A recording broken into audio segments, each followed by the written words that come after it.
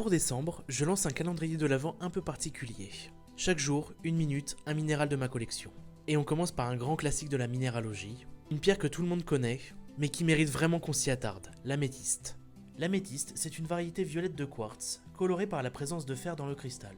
Ce fer change d'état sous l'effet de l'irradiation naturelle du sol, ce qui donne cette teinte violette. Et ce qui est incroyable, c'est la diversité visuelle, des pointes translucides, des zones plus sombres au cœur, et parfois des bandes violettes qui s'alignent comme des strates. Même si elle est connue, chaque pièce a vraiment sa personnalité.